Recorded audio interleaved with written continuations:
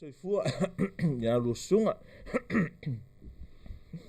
mai ava ai ua ile o kakai e mai mo mai o kakau kalia kiri amen se ko ala kala ia famangalo se ko famangalo ia leli ia o tatono le a sa vali lota to por kala menene ia fia mai le tau da foi se ta fu fa fita no ia fia ia lewa ala ia tuai foi ia o ia foi por kala me pe ia na ia le roto e fa lenga ia lenga tailea o a nga se afia ai o mea tutupu ai tutonu i mea whawhitaudi mo pena a o lo mana o mea pēle tus pa ia tali i whawhitaudi ia o le nei la fo ia fiafi tu sai fo pa le tau pua mai fo ele tato malo la virne fiafi fita tatana no ai ma whalau tele mai fo ton tau pule o le loto tira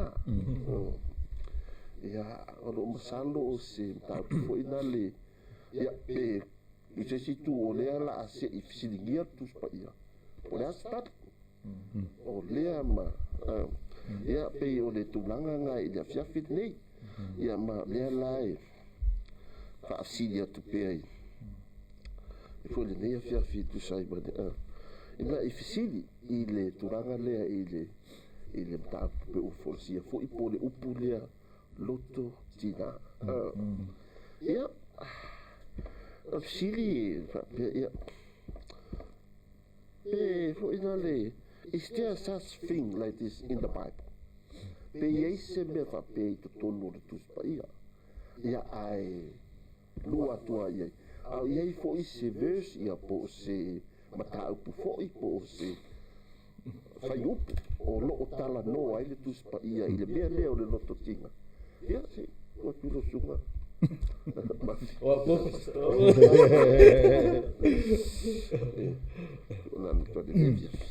Ma ele fili sabe, uai, ya fo ile ya ole fili pe ini fa mtalanga tu spa ia ile le upu loto tinga ole upu le tato Talanoa ile le fia filon fa Britania ole anguish a ole upu e a inga maisi upu fo i ele masa ni tato ole anxiety ole distress ole depression le fa sa mo ina tu spa i fa sa mo le loto tinga ole tu vale ole popole ole fefe ia ole fisili la pe yaini me fa pe na pe ise upu fa pe ile tu spa ia ole tali mo le nei taimi e tele ai ole tatou taunu i se taimi muli ane tatou te vava ai i nisi fo i o situations o lo o mau ai le upu lea ia ma wha amatala atili ai le but can I just say this ele i le vatu o na o Talanoa i le mata upule i le mātou au lutu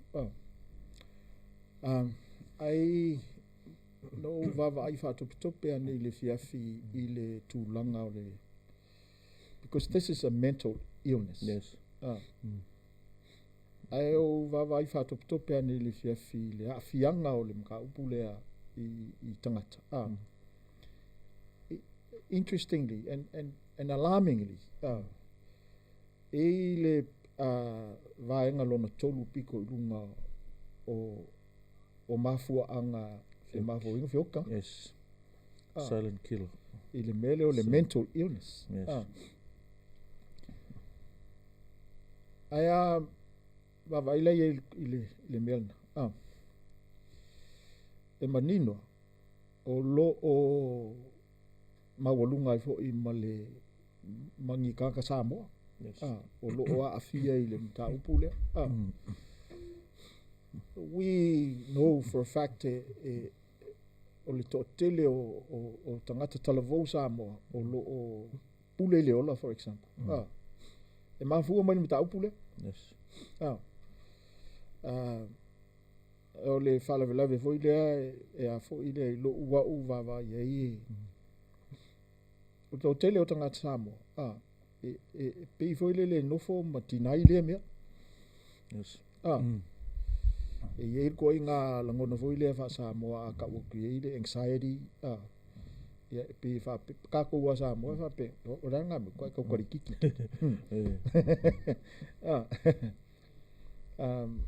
E ala ngai fa pe ngā lo le uska. O upu fa pe na ma tato reaction fa pe na ai tai nane o lo ka ko wa ai pe. Le ko akele pe o kupulanga kalavo o lo o anga i le fa le kongu ka lo i mele. So mua we acknowledge that this is a mental illness. Longa lua we acknowledge that there are mental ill people in the Bible. Yes. And then third, as we will see later on, there is a biblical solution to it. Yes. So, ole melanga mafu i ona langa ina lo ua ulangona.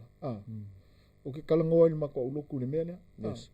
Ele ngaka hoi lai pe e tinai il ko kele o kak Samoa. Ai va penga hoi tinai il luku. You know, I think a lot of us pastors are too spiritual.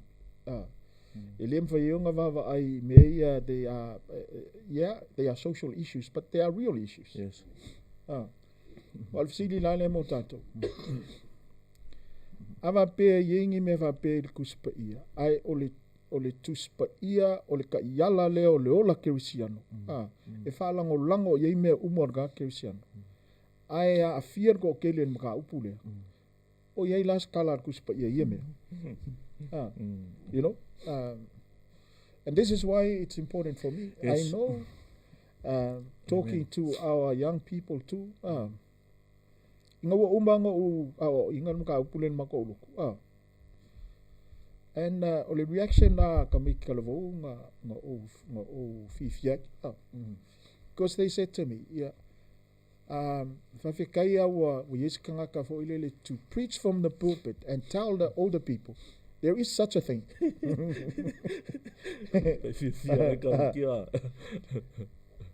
But I keep reminding them that yes, there is such a thing, but the most important thing and why I preach it, there is a solution. You know? Kele o kangaka e mafau ile ya kako kalango murmuri pe foringa mai e lese kalier kuspa ia ideme ai taina ne kako ki va ai nge ne fiafinga o lo ia talier tuspa. I think o ngale me lisimele tati ele fa fita uli lo koma tau tu pasta pe o be all natural valeu tatu Samoa.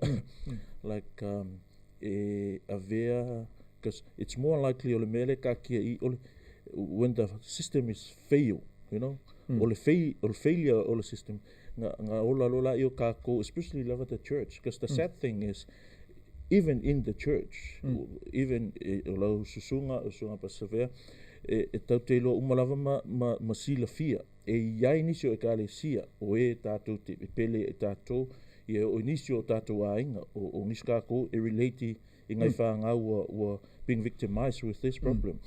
Avela le whapela la avela ignorance o tātou ma le fail o le system ma me fōlinga mai ai e leo exist le mea lea because lau talanga whai le ka karonga ngarisi asu o fia o manatua i le mele because it needs to be addressed o ferisi me because silionga kaunga address e matitsu mele ngai lotu tono le lotu so wa umana o ina tātou matatu i loa o le tuspa ia o ia Italia tātou fisili uma atoa ai ma whaafita auli. So it's really nice as God help us tonight we see what are the solutions that are there because really we cannot deny anymore now it is a problem o le whaafita auli le mea lea o le popole o le lotu ti ngā o le stress it's a sickness ma whapena ona play kai le lotu i aso nei i le konveta atu ngati nai a pe o la wau ngā ka maiva ai o one of the reasons e ala inga nga living in ignorance i le lotu po tai po kangaka sa moa, because they just can't face the problem, you know. There's a problem there. We look, what's the solution? The law is not the solution. Or counseling from the counselors, kangaka i kukongi e mai malo, they just can't provide, you know. It's just ngari alo e kupel malo e kukongi, but still growing lava, suicidal still there, anguish still there. So e matango fia ila waluka koloma o intatu. God has the answer in every problem. So ole melanga le ke vai ka uya pe ol fio lo system isike e kau wola ile whaangalo malele ango mal manatu ma le alai unga tupulava mea ia it's really sad even in the church lo whapenga a oe kaunga langalanga mea ia ele isi se kau o la sunga wa tātou whamita te ole lotu Kakosum. ia kakosum e tau ona on te wa ai atili ia tātou I loa lelei what's really is going on. And when we discover what really is going on, from there we can see ile solution sa umatun. Ia ele fusisi me mo solution sa umaftawi ngai lo la fiong pa ia ale tu. Ia loa kau maua kuada makanga leo ka kau tapu le fia. Ai pei o le nia sia si so le ia fata wa ina fo. Pei e a ngai mai mata upu tonu de social issues.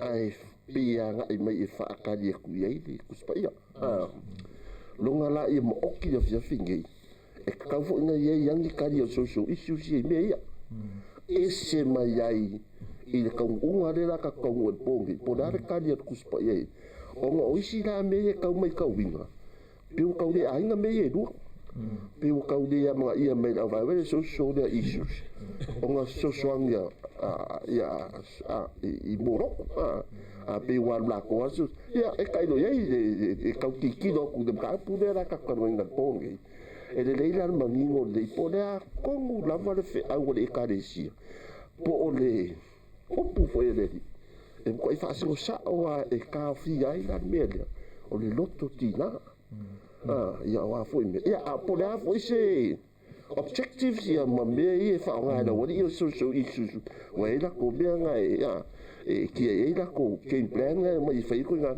ia o le po fe ku ye lua le nga ile fai o le e ma fo ke le yo nga ia pe o se singa ko na lo ko fa le ka ko ka no po ai le pe o le ka ke i en ka pu le ai fa ka no nga pe na ia ka ko se e ku la i se uranga la le ia po afo i definition our terms your approach ile tu langa le o tatu what ko saile ne fa fitauli a fo I me mana o mia e tu langa ia se o pena vo lo sunga Mataafa pastor Mataafa Kinga inga ia you know, I forgot to say for ole mea te fia I le fia ona ole mta ule sa o la nga ina I mako o loku le o mau ke ako but ole mea fia I le platform le o mo le ava no vo le kala ngoi discuss ya koze nga ve kiru si le fia ole la nga ia nga le wa kwa le ako le se ava ngoi fisi la ye se si le o ma nga ia ngi fia le o ma nga ia ka ko ke fela fo ye ma ole definition ole upu anguish for ile nga o fama fainga ya with a perfect definition ole severe mental or physical pain or suffering. Now notice the word severe. This is not just a mental pain suffering, or suffering. It's a severe mental and no wonder why le onga o kanga kai o ile melea ile suicidal because o longa winga ile nga o se loto ti nga o le loko ki nga makau kia so and we look at that word and then we say okay a mawala kanga kai ile melea e makua I ngau sal ma fofa you know piwa pongi sal langi pe e kele mafua angai and favor no when we look at the solution from the Bible ole kele ao ole va ayel tu spaia ma me fayeng so songi met ku spaia o mea lava e masangi vulo langi but we just don't look at it. Yes. You know e kele mafua angai e mafayonga mafua ile mea ole mafua ang bua I'll just mention some common causes of it. E mauan ka ngaka ko ngā mea lea pe awa pe ua to e seas ka ngaka sa pele ake. The loss of our loved ones. E mawhaionga o mai void ko ngā loki ngā lea pe awa pe ua male beliping mafkanga. Relationship breakdowns. Whai pui ponga pongi whai ngā wo. And I must admit severe ma o kele o ka miki o ke alu ai mo o loa le suicidal. E mafua mai mane pelipe o whainga wo. E mafua ngō o loki ngā i ka miki ngā o ngā menga. Ma ua le ma whai e o ngai lopo o where me le laulangi o ia. Ia o ngisi o mākua ua esen me wo i whanau. You know, ua leilo ai e ka ho i le mea o le awhai. O nisi o le leilo ngā ruenga. You know, when we lost our work, we lost our income, we lose the livelihood of our families, and you know, alulore ngofo kongo poku o le mfaifia sa ufafo o le lopo le ale and inside that space o la ka vale le mene you know, onisi oni falo la fo de kupu ala versi si ta vale afo ile I've seen people on le fiu e kau ave ese le fefe ole mfinga le wala afa ya ko ifo ile alu ko kasi se me ole mfinga ko kasi se me onga ua fefe ne merenga ke uko e ko kupu se me fa pena you know onisi la yeah I feel mele ole abuse mental or physical or sexual abuse.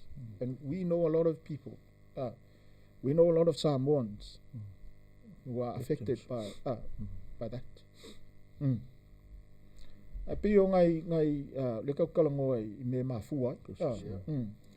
O ngai mea ngai kau wawa ia ku le kakele ai o. Le afianga o kako. Yeah. Kawiti a fui mafua I do so. And can I just say for you, FCC like me, Elena Mawesim Kako, they are very close to us. Yeah. You know? Mangia ia bea wa o kupu pea mam kako mai kau ia pea o kako ora ni lo laki. Ia foi fa no kako ai no kako bon mau ngai ko nga me fa pea.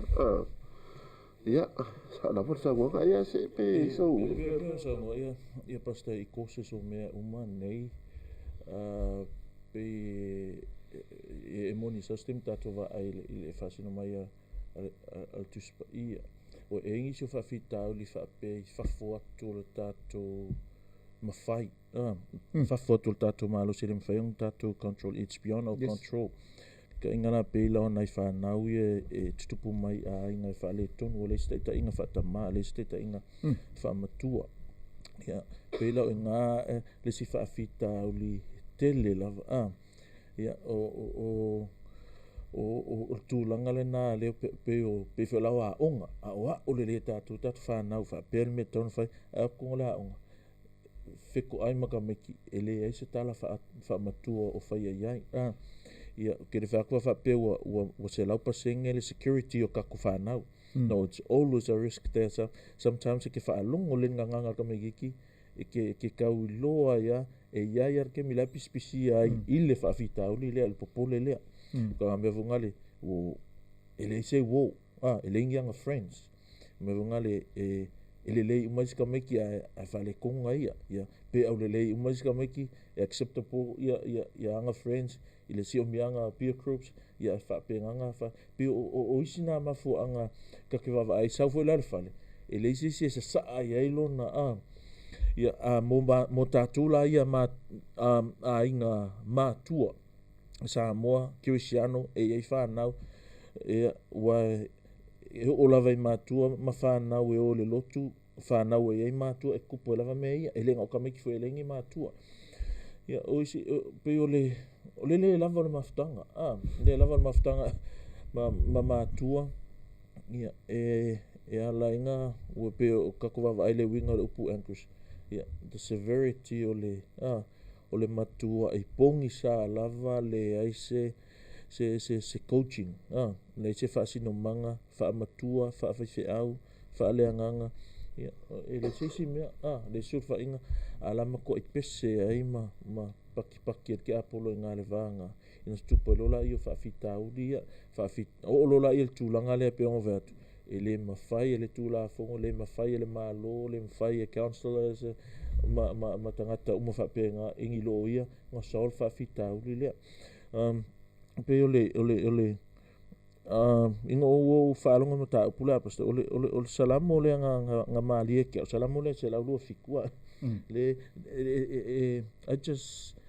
I try so hard to reconcile the first part and the second part ole mele fai mai a fai ele atia e over le fale kusala le ngala ukala I try to reconcile the first half and the second half onga fai mai le whalonga lua fai mai whaauta ole whanau wa peo o mea e mo ila vele nga o whanau e afia i apasa e afia fo tangata matutua alo ngara ukala pe ole mafuli nga le iei o nai whanau sifulu lima su whata usang o ola vat sifulu lua o su saro ia mawhawhita uli mawhapenga ar whai mea ukala mai ale atia ai over fale e ngā lue fuea atia ia ale leo longo inga ole atia ai ole the builder has to be caught the security or the watchman has to be caught a saul vai blong me fa auta o fa na o tofi mai le tu ia ula se a me o kango i solo mongo mai ile me le e so o le me le fa mai ale ile tu le nga ale ile tu le ke enga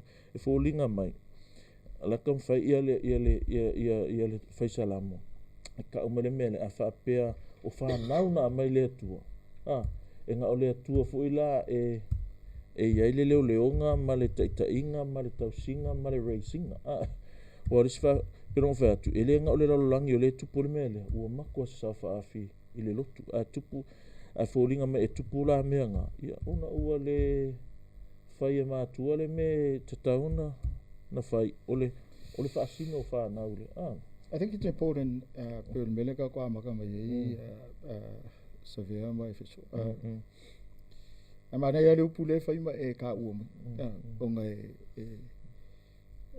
e te uia va ai le context le o ka ko samo ole upul nga le le upul ole ignorance pe la ole fakataina wala ve ngai le kamikiki wa mau le kamikiki le mele fakeka inga le ka ko wa mau le kamikiki anxiety ai le malama le makua i symptoms o le mele for example I have seen wo loa kamiki wole fie vole le socialize they don't want friends they just want to isolate themselves in a room and you will find them in a room all the time they just don't want to socialize they don't want to see people e manga i ale mea okay kapa ye kelo ke mi ole me ole symptom very simple symptom ai ele mala wala mai ka ko when le mele ole mavava ole sai when you I've Isaac Mikiki I fa pengaso you have to start asking yourself there's something wrong I know le kamikiki o ke vai lo ye fa penga o ke fisidi ye are you okay because okay lo al kamikiki nga olai there are times where but how many parents do know that something is wrong just from that simple symptom. How many Samoan parents do know ignorance? E loa kanga kasa ele mako Samoa wongofo ka mikiki pok wonga lawa yene meukupu. You know, our reaction to mako Samoa ni melanga. Orka kiki. But let's go back to the definition. And mga kua le upu le severe. Severe. Now we're reacting in that way, not knowing that person is in a severe mental condition. You know. So ka ua le upu le te sauno ai ole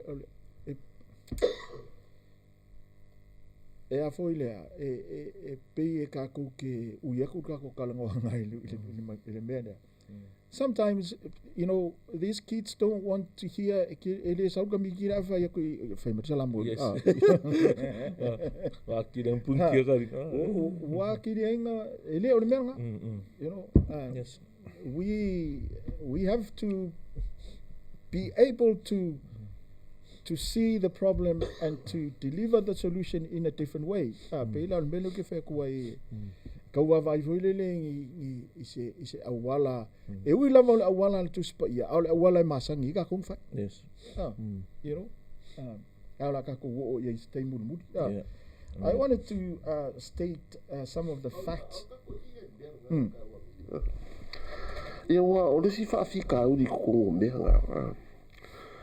O le iloa le maku. Ia wa a fai e di lava le mara mo maku. Yeah, it is a feeling of solve the problem. We got a color for ngale. E ya me kuku. O la o I do mako. O fa ingo se fa nga wo ba dinga ka o si comment nga be. Le ala fa nga wo, lo o do mako o de ko wo. A ki le la fa ingo le. Ai da se me fa. Se me fa. Le se me fa. Ya o mela nga le ka en ko de lo ko wa anko angara makua le whaaro longo I mea ia loko.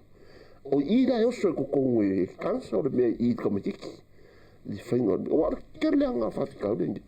Nga ngofo whara makua ia. Ke ea le emo manwe. Ia o whasio kia resi resi.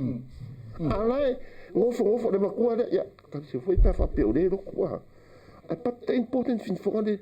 Wa e kakea o conclusion nga nge mea. What's the solution? Ai a faila o le ko nga mega pe o simsim we ka ko ai le fo la ngo ma ku yo wa le fai mo fe ngo ku vai mai responsibility ha le ka yo le fa le ai ka ma ki nga ma ai fa le me e nga drop po fo le la lo lo to tinga le ka usa e fa ko fo ya di ko e ka e ko nga I se swa pe fo nga le ngo pe ka ko ka ngo esan social issue e kau le sau fola salamo e fai me ia de bingi ala I ba ka ko mai ngala e fa so ya bingi ala I ba ka ki ala salamo se yo nga vela me ya sau do ngala. Well, I look at some ideas so it's biblical, but o me masangi ka ko wola but o langona e langolango winga ku spa ia but we can do it. Me masangi ka ko au ngai ai ko e fo iar ka kalonga nga in media fa pe fe ngai ka ko maku wa le la wa ke de do pe fi ngi maku ai malama mai le and if you don't know anything you can't solve it. You know ele me fainga fa fenga e kalonga se me ke le malama mai. And I think this is the biggest issue, Yakako. We deny it, and you know why we deny it? Because we don't understand it. O le whawhika uringa, me whunga sa uka ngoia ua kau wha malam lama ni mako o luku. Inga ia kau malam lama I kaka mako. There is such a thing, you know. It's real. It's affecting. Because one of the truths about anguish is it's always a result of a traumatic or unpleasant experience. Ele ke ia e lokinga. e ne whape ke whiwhia laka pia looking ai. Something wrong happened. Something traumatic happened to you. E langa ko kalangoa I mea. That's one truth about anguish. It's a result of something, of a traumatic or an unpleasant experience. Truth number 2, anguish affects everyone. Kaka uma. Unfortunately, kele akule afianga iskanga ka ngailo iskanga. You know what? Longa kolu. Being a Christian doesn't immune anyone from being anguish. And we will see later kala I mea o ka uat kuspa ia ka kau kei loai. E leo le laka I le kua ngai whapere o whiwhi a oen mele. You know? Sometimes I think only my own experience o lo laka kere le kua kere whunga o lo ki. You know? And number 4, anguish is real. Awa yo whafonga mai ka ko au loku nei kai. O le whaukuanga voilele mai ka ko por kalame nei fiafi. Please don't deny it. It's real. It's a problem. It's here. Number 5. Okay, mga oe ka ko. For us Christians, this is what I want to say. Anguish is real, but they do not control us. Yeah? And this is important, because for Christians, we have been gifted with a supernatural power. Yes. Mwhaianga ko controllinga le mele. O le malosi le o maua ka ngaka I le kerisiango. Ele mele a le o nga maua lunga ku kako kaka kerisiano. O nga yeile ma losi fa supernatural o le akua. E whainga ko whalango lango yei. And we will look at how we can apply that. And mela le longongo o mele ang saungo ile sunga ile whenga inga ya Efeso. So many times a fiega ko le loko ki ngā po le anguish, po le anxiety or depression, simply because of circumstances beyond our control. E me le o yaka ko mafai. Ama liu sisi e pele ya oi. E re ai sisi mfai ka fianga mea. O me ngal pule le tu. Unfortunately, o fa ka ngu ngol pule le ko e ki ngai oi. You know? So, a girl or a boy being abused by someone, that's beyond their control. You know? Ai ei voi laile kimi. E mau ai ka ko e me leo loko kinga. Ma mau ai ka ko le anxiety because of our own choices. We choose to be there. We choose to be involved. You know? Ala ka ko va vai foi nga isi me ia mai tuspa ia. Yeah. Yeah. Ola vai. Ai seki. Eleli. Se ka ko ki kilo langi fa fika uli kuspa ia fo nga lo kana ngoi mingi lo tutinga. Ya o lenga mai nga comments like ai mai se me funga le to tonu reference o tuspa ia. Se afianga lo tutinga se me pe mo me se mau ia la fo se me e ka u fa a inga ia le ka ko e me lo tanto se me o se tangata ngalo tutinga to tonu I fa mamba ia po dalla fo I fa so bitu mai le fengen kwai ia a me so fengen fo ia e aku do suma le yo no wa nga e ku o mai ko me kene se faring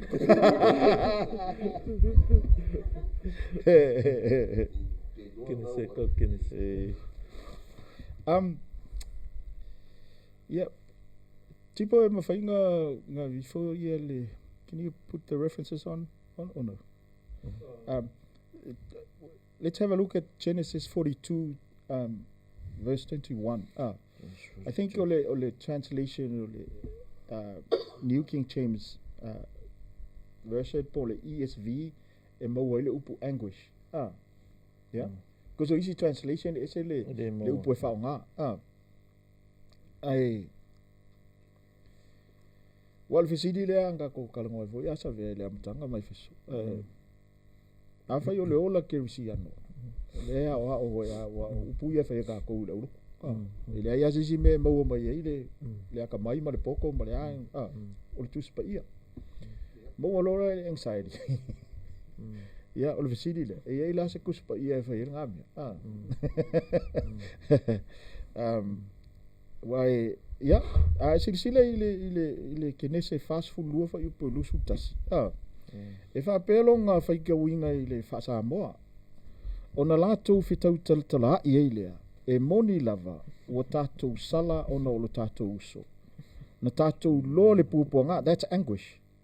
Il fa peritania o le fa sa pupuanga o le anguish. Na tātou lo le pupuanga o lona loto, anguish heart. Distress. Wa ai oi mai ai tātou te le i mawhaia lava o le melea, wo o mai ai tātou le nei pupuanga, anguish. O kalanga o kala ile kamo Josefa mo ngauso. You know? A le memo mua e whamanino ile mene. O le isi rea whaka ika inga. E whamao ni ai. E o ai tangata o le tuspa ia. Ile fefe kamari. You know? Lona lua, o le whaataita inga le leilea, o le o mai o le loto tinga, ma le o mai le mele, o ngā o ka kou whiwhiri ngai whai. We choose to be there. Ngā mafua ngō o loki ngai le a inga le, o ngā o whiwhiri e whi inga. O whiwhiri e wha le anga e fua e lesi ka lesi tangata. Mafua ngō o le a inga le kulanga le. Josefa mono uso, whiwhiri e uso Josefa. E feitanga ima Josefa. Mau ai ar kulanga le utau pule fasioti Josefa. But we wanted to point out the fact that this is our own choice. This is an example of our own choices. And this is an example of when we're anguished because of we wanted to be there. We deliberately made the choice to be there. What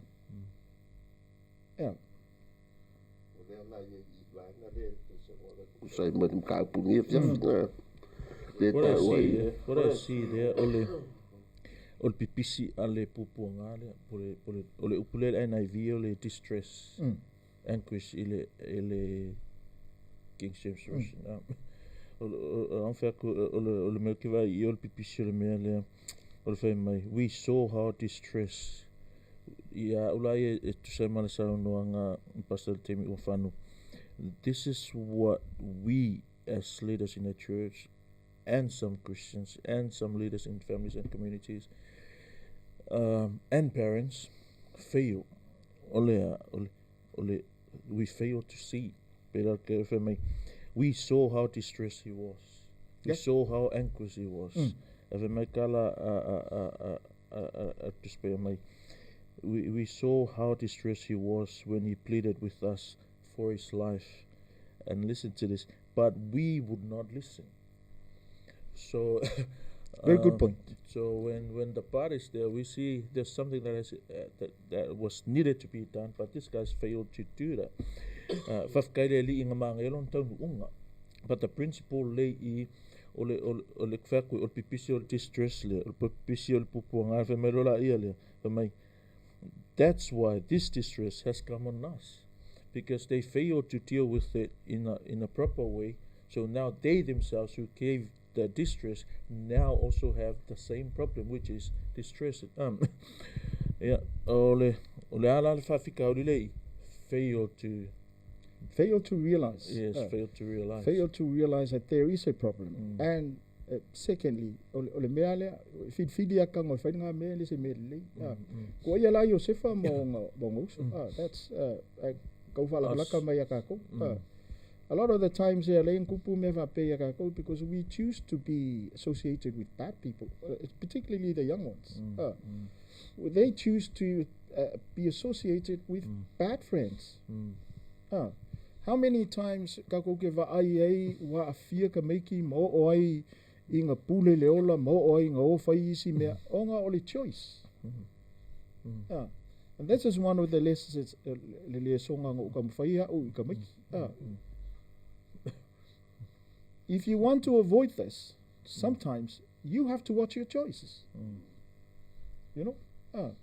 You have to watch who you go out with. And you know, this is not necessarily a biblical thing, you know. This is common sense. Without looking at the Bible. But if you choose to be with bad people, you know, you will end up being a bad people. You show me your friends and I'll tell you your future. You show me your friends and I'll tell you who you are. Yes. Mega mo ta wanga ino fu iwo fana wa lesi kaimi ni do kabi wa lesi kaimi ka kiri ya o wa ro ka kali pepe ale la ko pepe lo ila ga wo ile ro la wa kali pepe lo ka bi ki le ka la ya lo ga ya ko ga me fa pena ale ni do ka lo ka shera ko na ka mala ku ka mala ka ko ga me pena.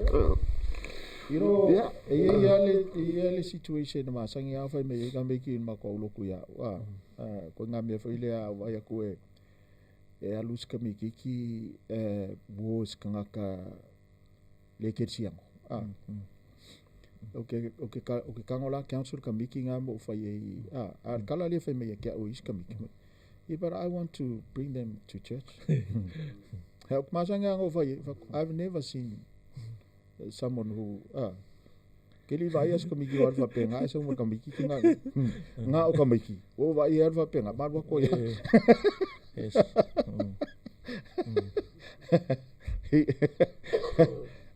You know langa sa o tala tu spa a wo ngoi mo le ngoi o ngoi ele foi mer ku spa a wo ngoi mo le ngoi o ngoi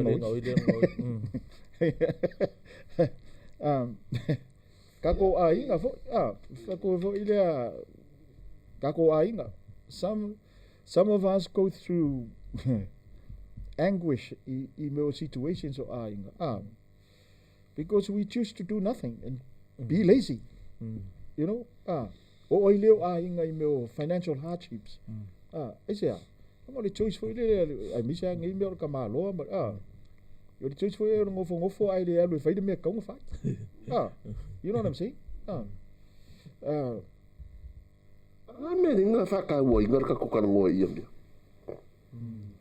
Why we so important to talk about these issues?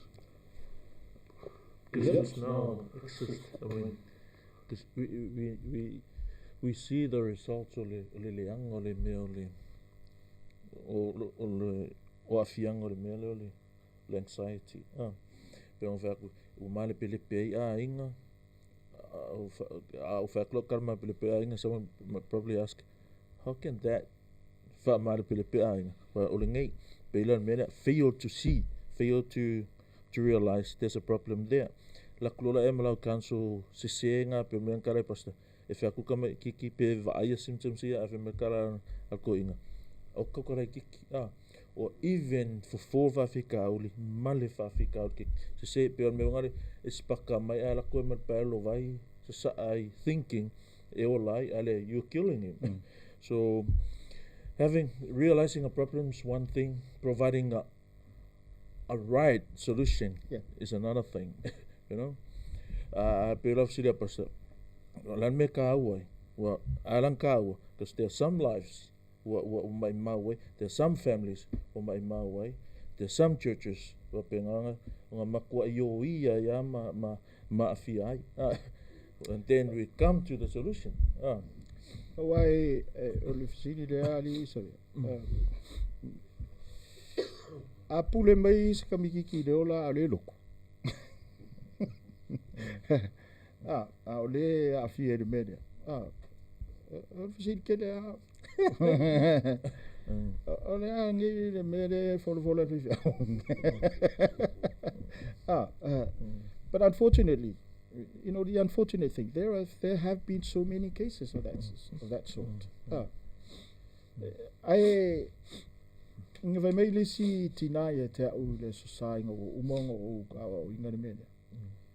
I mai le ski ngai ke faftai ya past. This is an issue that ele ko keling kanga ka mfinka la ngoa.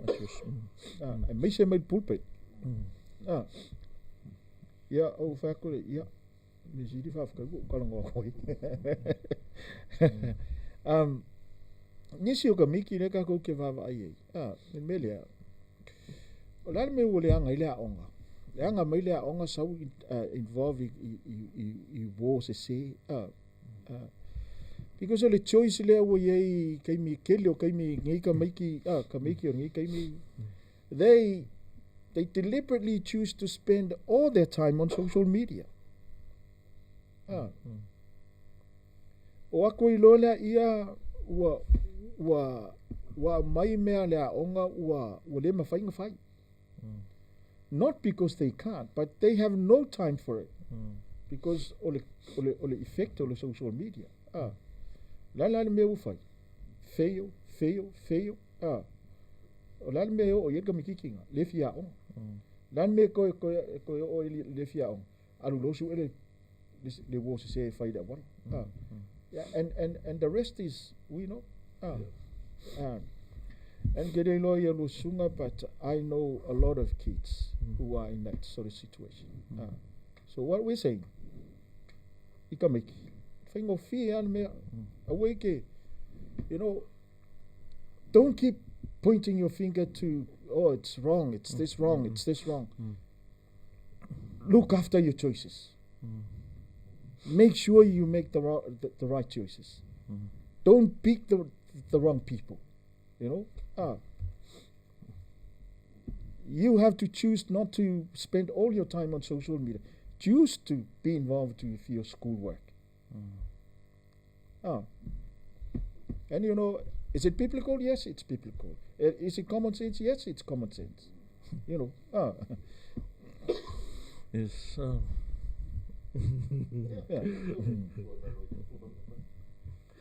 Yeah, I was supposed to say it's biblical. Yes, it is biblical.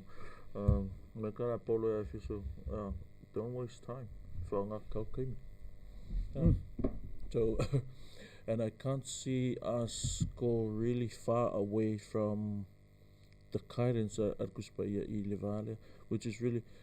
You can still do this whether you're Christian or not Christian. You can still find a solution to this, but. You're a Christian.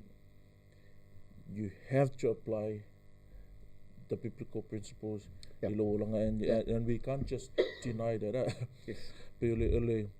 Kakarangoa I onga o se upulau tele kele ele upulau le ankus pe onga ona fa ton fa paste fa makalame o le tinga ele ngata e mental and physical.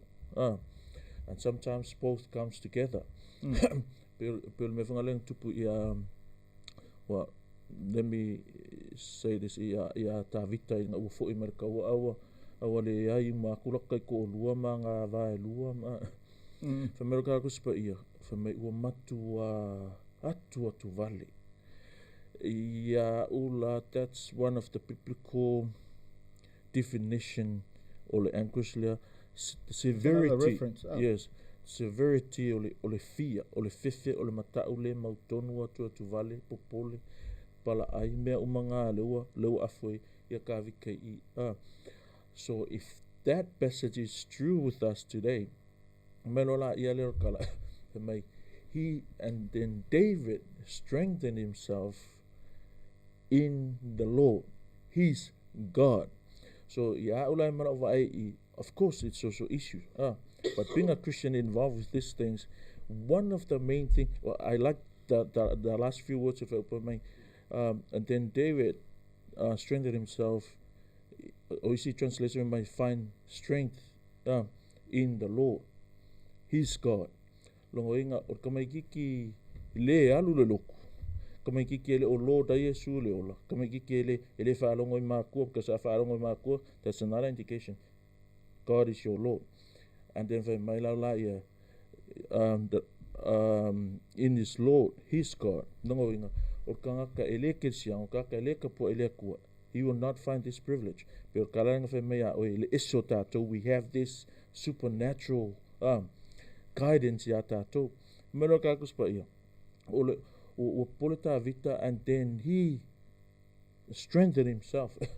ole privilege la lele ye ka kirsiano onga sadly ele mo e ka le kirsiano tātou ngaluenga le nei afi.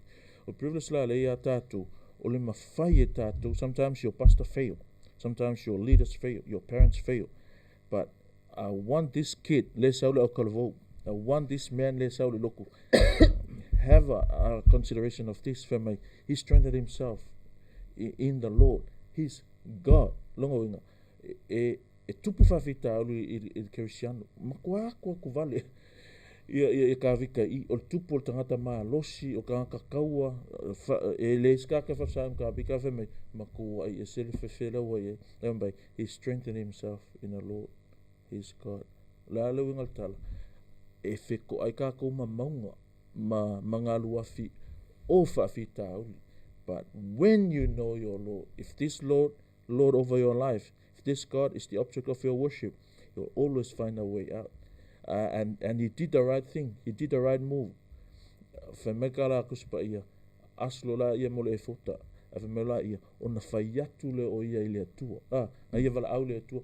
God, shall I pursue? Okay, halu e kulila wa, mekala le atua. Halu, lo inga la ukala lea. Pero me ofea koe I Lord whawhita auli, I Lord malfol whawhita auli. So to me personally, pera on sa ngoa ia pastoranga ia afi pea whapera ku I kuspa ia e iai lava fo whawhita auli, common sense, which is really true. But I lar case leva mai lor kara ka vika, mai lor kara kuspa ia, ona ia whisili la ia le atua. So that's the privilege. Nga o ka kou wa Kirisiano e mawai. O isila kemi pasola ulu ia mako o karvo. Ia sao me ki fia ai.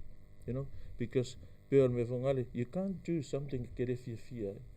Ai le fia le tu e uma ko nga me fa fia e ke le fia pe me ko fa ko sala mongale la me ale tia ele tu fa le ele a sa me fa auto fa na auto fa le tu fa me vola ia le kalkus pa ia awa il tama tu samona ala al fa fika ali lo ka ko e lo ka ko fa na mai le tu. And then we try to teach our children and to raise our children iala ele on iala le tu. That's where some of the problem lies. Meanga every time o me o kalinga o ka makinga pule le ola lo ku ai, it's really break my heart. Why someone's not doing his job. Ele tina ya e kupu me fa penga, but we'll always ya lavale ya le alofanga me pena. So I used to tell these people and this church, if we fail to teach our children God's way, the devil will teach them. No time that our kids will stay there doing nothing. No, there will always be a student to a teacher, either God or the devil. And who's bringing God's teaching? It's us, the church. Pio tu langa nga ole mo o mana tuna tu le fefe kavik. I think o nga fefe nga le. It's like everything come together. O le fefe o popole according ile winga o upulanga famakala e la sunga le anguish, that anxiety, the severity o le fefe male popole o mako ile ase si me pongi sa ako. It's just that tiny knowledge o longa li malonga tua nga la ve inga ya e longa la se me e se fiel e si se ka vi ko longa u o le tinai o si me. I think he remember, oh, God already anointed me to be a king. God promised to us that he will never leave us. So it's always a command and a promise. He said, do not be afraid. And then he bring a promise. Why you shouldn't be afraid? He said, because I am with you always. So One of the best things for le example le referencing we can just imagine how David was because only Lord and even Yes. So you can just imagine, you put yourself in that situation and how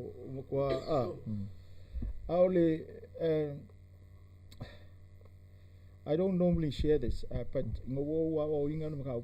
I share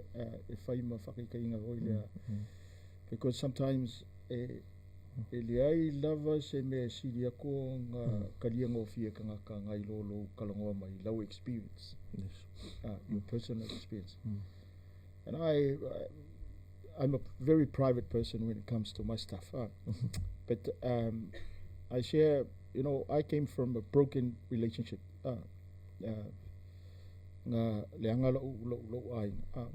And I told the church, I actually experienced anxiety for almost a year. I just don't want to see anybody. When people say to me, let's go to this, I feel scared, frightened to go.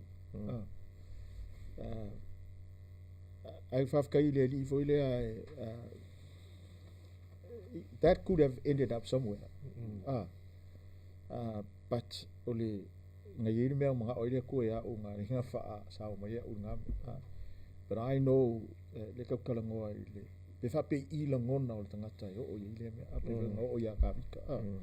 and I can tell you, brothers, it's real, and it's it's real. Let's have a look at the scripture there. Ole melea familia le kala le alkuspaia. Ole melea o te taofi ai lo mutu. O te tautala i le pupuanga anguish. Pupuanga o lo uanganga. O te tangi atu i le ti ngā o lo loto anguish. O le yopu fitu fai upos futasi.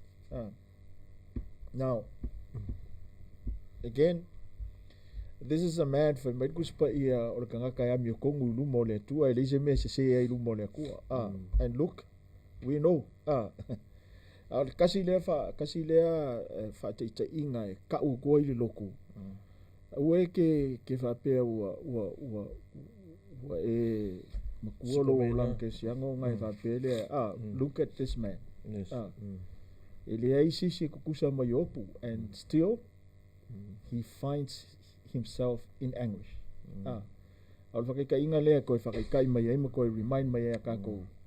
No Christian can immune himself or herself from this. Yes. Nongalua ole kalalea. Tajile fakika inga ole melea. This is an example of us finding ourselves in this situation, in an anguish situation, because of circumstances beyond our control. It is a mere pulegako. Yes. You're melia. So may you puaki ngalo loko, pupu ngalo loko. Alang fa pengar ko ingo wamai, ale mai ole pulele ko fa ye. So ole fakika ingale foile ila uleva va ye ka o goi kangaka peke sawa loku vivi ka ya vi de fiafi ya kai mi ka ngu o kamania so ole fia malo si ma ole fia ole fia but Superman subsidi le pa mo ko fo ima sa pe ko du subsidi le subsidi le mo le Ola me le nga le la ngai. E isi. Fo e la ngai nga le upun ka pu. Pe ngo ka fa lo ku le ma wa ku sa nga. E busu si la ngai nga pe ya po sa nga. E se ma fo nga. Ole mele o te ma fo ya sa. Abesha lu sa mo. Now Fakika inga la unga inga le sex in the church. And you will see how many people turn to you, turn against you. Ayala o fakul melia. Okay, fai ai okay ngofo mo fai I de loku lisi kemi. Meleo les when we are silent about something, we are not helping people. For example, I say le uo o le meleo ke fa ko sex. You know ole onga le onga. Ya onga le o ikamiki. They teach our kids to have sex but play it safe. No, honestly. Faunga me vo ie masang ye. Au leo onga le kuspa ia onga mai leo ka miki ma onga.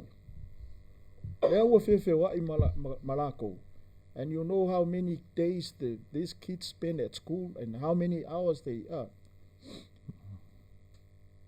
I fefe lo le luku ka ngod melia. E lau melia fa mai ia Efeso le amta. You know. Leo ia lo ka leo o lo ka ko ia ka ko fanga. Awa o lo diska. Lunga na le ka waka ka mai fa fi ka uli o le fefe la mo ingaro. Okay, I don't know but for me, I think knowing many of the Samoan look Samoa one is Ilofa. Honestly.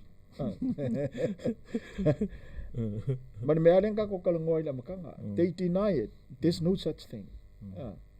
But we have to admit, we have to admit that there is such a thing. Even the people in the Bible, you know, after kangaka uma ai fai kaunge I le kala ya Yesu il fangua ke te semana. You find him being anguished on that night. Fai me wa fu toto. Au le upu lai fa nga fo le anguish. Now even Jesus finds himself in this situation. Now who are you and I to say there's no such thing? You know.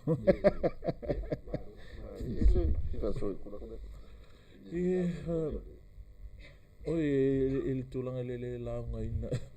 Nga pe on mero sa ngua ia pasta onga e ko nga me vunga I misela ve tatu. I think Palangi Church is Fafika le mele pa mo tatu sa moa te fa nga le kala ngole le va fe lo ai pe alo ai le mera le nga ngore su le mfai un fai a fa per mfai un fai pe ke musfu fai it doesn't mean it is fafita o la ve fafika pero o me fa ko lo polenga I o afianga o le mele ya o afianga ana tatu va ai yo la ka miki o loku kanga o loku te fiu saru. Yeah, and eventually o me arvanga o ya o nga pule le olama eles ko nga me ke va ele mata pule ale pas I lusunga a fa peo I se fa to nunga kuspa ia wa ola yai ale nga kala a fa peo la yai le fa to nunga ele mele a ole pule pe a ole to vale pe a ya le fa ko we context le look wa mai ole alanga fa to nunga o fa mo le to ia kako usta ia le fa to nunga I was thinking maybe it's because I'm so selfish that I keep on akuakuvale, you know, and leads me to disobedience to this fakunga. Maybe I was so, to me, my problem is bigger than God that give the commandment. My pela menko fakot kala ya tavita all se popolenga ai a pela fakunga le pela kala ale tuanga fa ya Israel fa mai do not fear. What is the purpose of fakunga? Do not fear. Why? Because when you fear, this is the reflection of your fear. God cannot solve your problem. Your problem is bigger than God. Do not fear. What was his reason? This is his reason for my, because I am with you. And many a times mea whakoi, malepero ka loko whaang ka mikia pule leola, ai o le loko. What is lacking there? Pero mea whakoi, when that fear and that failure and that it's so severe, that anguish is so severe, this is what leads to it's numb our senses. It makes us can't think. It makes us forgetful, And then what you're forgetful of, you're forgetful of the promises ale tuang whakia oe. You're forgetful e iaio mākua. You're forgetful e kākai alo lofa ki oe. Then you corner yourself in this dark corner thinking everyone hates you, no one loves you. But the thing is, the reality is just your thinking. And the devil play ka alo mela e ngā le ki ofe mai kala kuspa ia. Watch our mind. Watch our thinking. I think of whalongo ia oe whelawa onga le meanga so we just ia leader le koka koma whamelo le whatununga. Aua te papole. E ofo la ile pia manatua tātou kala unga le ape ke lulenga whai mai cast all your anxiety. And that word anxiety it's sometimes translate for ile upule anguish. Al whakongunga la ilunga aku. Whai mai kala a pekelu. O le afui. O mea na e lafua ia nga ile atua. Au ke fia la whai unga whai mai cast all your anxiety unto God.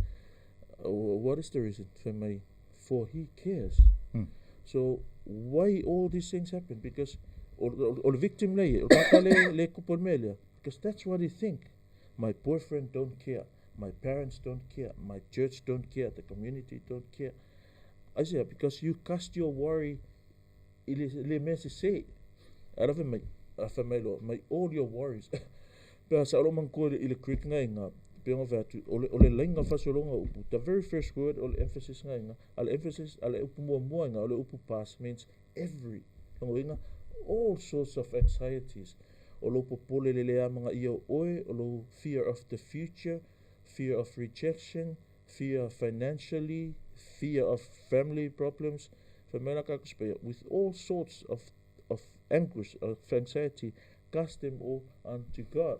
Olo ula manatu. Oisi kemi fa fika oli. Se sele me casta ngai, sele me lafu ngai o tato anxieties. My parents can fail me. My friends can fail me. Only one that will never fail me, and that is God. And only God cast all your anxiety unto God. Why? Because He cares. And even that word care, it means anxiety. It means worry for me. Because God's so anxious of you. Why God's anxious of us? He anxious for our security.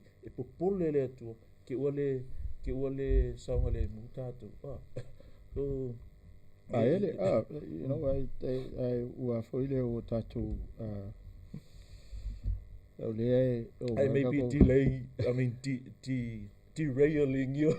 No. It's why God fenga leia il mele ke saungo ye imbale. Al mele ke leo ke kau fa ya kuai. Fo ile o leo ka ku o solution and that's it. Ya wa pe nga o fa ma ka ka na kai. Pe sili na de ka ko kimi. So what we gonna do? What shall we do? If I thought, yeah, that'd be a little tigano. If I would put a calamine, the little tiga. What can you say? Moa meia, young ole, I'm psychologists, now I'm not condemning, but here is the problem with that. Lela kau ngoa ku kala kuspa ia the problem with that from a Christian perspective onga ia e o kua kambanga fa ia alu fa yo exercise ia ko they give you 5 things to do they breathe in and fa ke alu fa ile yoga poanga me there's nothing wrong with that, but the problem I have with that is that it's all about us. Yes. It's all about our strength, our efforts, what we can do. But from a Christian perspective, it's not about us. Yes. It's about Him. It's not about what we can do. It's about what God can do for us. O le mele ia malama le fu ia ka ko. Amen. Ai usi le mele. Tengo fifo ile ele ngaka e faukuanga va kuspa ia ai ke fa lungo vo in mele faukuanga va ke ro ai alu psychology se fa kala le. You know, the way you look at the problem determines how long you live with the problem. Yes. You know. That's right. Really true. Ole awala ke va ai fa fika oli. Ole awala vo nga ke luongo vo mat fa fika. And there's a biblical for ile basis for that. Kalama sangia. Kala le ya ngo sene Mose ma Mose ia spai ko sfulua. Yes. E va ai o va ai kanana. O va ai mo ai sisila. O fako se fulu kasi e aso kalungo ese mai ai kupiko. Ai o ile mele o le mele wo o ye. O kwa o inga makanganga. Ko ia o le la o le vai ku lo kanganga. Ai faka anga se fulu kasi aso ngo mai ye. Ya ai kaungu i. So o lo kanga i se fulu lo o i makale po mo Josefa. Ma Joshua. O mai ko se fulu vai ya Mose. They are giants. O sao ai mera yo. E dim finga ko faien me You know, anga ka lepo ama Joshua ngo mai fai. Notice this. These guys didn't deny the problem. They didn't say to Moses, there's nothing there. They said to Moses, yes, they are giants. Yes, it's hard. But look at this. We can do it. Ole solution na le o ke fai ka mai. Pole a lava le mawalunga o le me ke ruafenga. What you think of it determines how long you live with it. Yes. You know. Ai sila lai ingo fa longo mo se ko se fu. Le problems are kau nga se fu lua kau nga ko lua ya so ai o yo. Ka milo mai no fast food kau sanga. This is the problem that was supposed to be just 3 weeks. But because of how they saw the problem, now it becomes a 40-year problem. So, I mean, it's biblical, it's common sense. And I bet you, is a psychology. They will tell you that. You know, o mai le me ne fai mai ia for ile scripture se fai mai ia Efeso le ka kala ngol solution. So the first advice that I give the young people, you have to take control of the problem. Don't you ever allow the problem to take control of you. Because whether you go to a psychologist or whether you go wherever, if you allow the problem to take control of you, it will take control of you. You know? Secondly,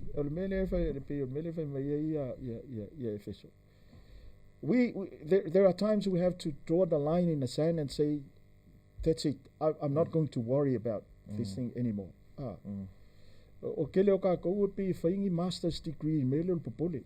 You know, popole me uma. Popole le kupe, popole le fangau, popole le ko lua, popole ipu, popole ofu. Popole me uma. You know, be faingi PhD so ka ko le me popole. We worry about everything and anything. Yes. But listen what the Bible says. Do not worry about anything, but pray about everything. Now we hear this.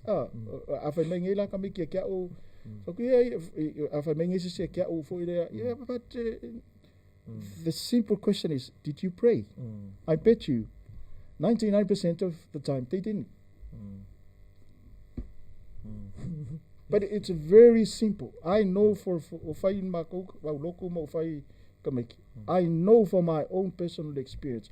When I worry about something, I will never stop worrying until I sit down and pray. Yes. e whamaongi no mea ngā. And don't you ever doubt it. So as long as you don't pray, you will continue to be anxious. That's one of the solution. Stop worrying. Pole alava le mea o iai wa o isi kangaka. Ko i kiki lima kausanga o popole ale o ki ko lua. Ele ko sa ko lua. But you have to learn to draw the line in the sand and say, I'll stop it here. You know? I'm not going to continue worrying about this. I'll do something else. You know? Yes. Ala pe fa marosia ele le kule le kisa fa marosia kakalo. Yo. Ai o kala le mo fai. E ala nga fai mai kanga kai pe fisidi ngier kakalo. Whenever you ask, you start doubting prayer. I bet you didn't pray. That's right. You didn't pray. So, I don't condemn going to a psychologist. My problem is, did you seek God first? You know. Ko fo ya ka ko ka punia fia si fo linga mai e fa mo mo ade li. There is a solution in God. Ai le se solution for ile fa pe ke se fa kari if you mai Jesus se mamalu ma ka kia ya te. No. Just take a minute or two to pray. You know, stop worrying about whatever you're worrying about. Stop worrying about it. Just take a minute to pray. Agora tua tu vado tu lu. Ia tu fatu tua ia tua. Fatu tua mai ia. E ora se foi nga ti ora ge. Ora fe me ko vado lu. Akala le Yesu, le foi mai. Look at the birds of the air, for they neither sow nor reap, nor gather into barns, yet your heavenly Father feeds them. Are you not more valued? Wesu, afa ia whawhanga i lea kua mangu me menga. E kei loa e si lea kua e loa. E loa e si lea tu tātou i le whina ngalo le tua. You know, why are you worrying? Why are you anxious as if there's no God? You know? Le ua pe wa ainga mai a fuina le fai unga tatum ta upu. O le tali a ia e mai lava ile. Dus pa ia. Dus sai ma afionga le li. O le o tatu tanu bulbule nei. E di matai ta inga iai whawhitau ni la ia sa ka kua makamai. Ia o le sa ka kukarangoa i whawhikau ni ma. Ia a leo ka kuwanga i meido i solvinga o whawhikau. Ia pe fōringa mai a pe sa o lea mamafa i turanga le i la whiopa ia le. Longa whakaua fo i ale mea le o le whaikau le o rampuspa ia. Ma ia e noa le upo le li. Ia wara koe ngā mea i ke whaikau sisi la komisi umana ngā vae ngoni. O le popua ngā ma lotu ti ngā mea whapenga. A le pe ua maua ku o le solution nea i ngā wafsiringia po le asa mea au na whai. Ia fōringa mai o le maua tua fo i ngō whinga ngalo ia malua. Manatu fo le lea fiafi ia pe koe e fo i lama i le upo le li ia male. Talo atu le tua fo i sosua di mais fo i tu lavo i maftia. Ia saro ave o makuo si ia kwa le mo ni mo kala me pepo faso me pe. There's nothing o le foi le kaunga ma lama le mai i tātou ka ko o loku ma e foi there's nothing wrong going to a psychologist, but did you pray? There's nothing wrong with seeking advice from your friends, but did you pray? And why are you going to those people? Is it because you've lost hope? But did you know that God cares about you more than anything? More than the sparrow. You know, o e loa. E mauti noa lava. O le ko kele o kai mea o ikanga kai mea whapea. E lea o lor mea nga. Yes. And this is the last, last comment, I think. Our fight is not to fight. Our fight is to find rest in Jesus.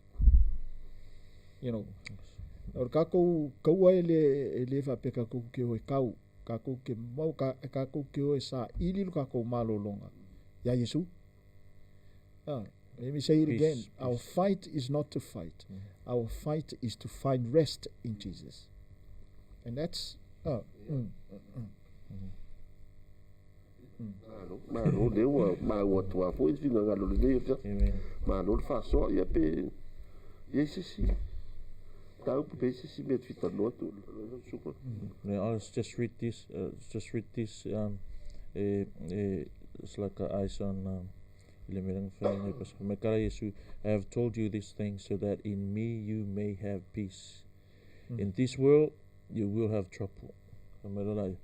But take heart, I have overcome the world. So that's from Jesus.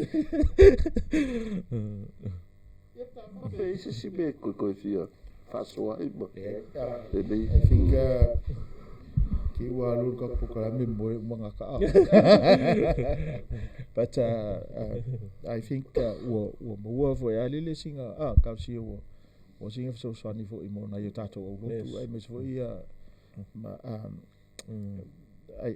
to sum it up for Ilea, you know, there is such a thing. Yes. Yes. Truly there is. Tawai ai tātou na wone o tātou mawani mele o whai mai reise me whapenga. We have seen in the Bible that even ka ngaka o kuspa ia ngā maua voi me whapena. But we ka onga kako loto te tele o lo o iei le fofo whawhita uli.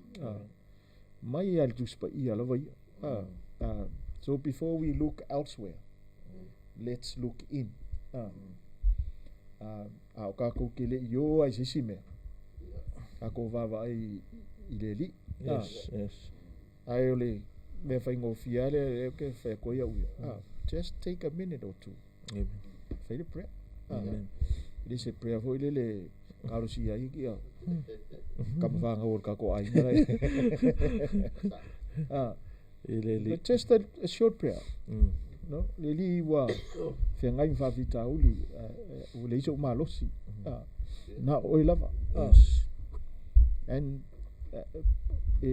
kako ke loa, I may sound trivial, but it's powerful. Yes. Amen. You know. Ako ngwa fai mai sisi vo ile le kako kalonga ku ngi mer kalo ai wa uaya so skangaka efisidi fapenga erika that's right. Hone me fa maongi erika no prayer warrior will ask such a yes. Ai fafta ya tuai lo sunga vo fainga vo ngim ka up